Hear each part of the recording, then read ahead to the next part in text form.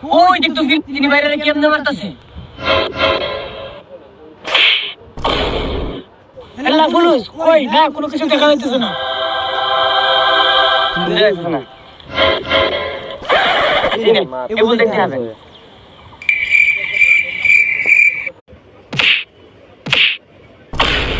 আল্লাহ খালি বলি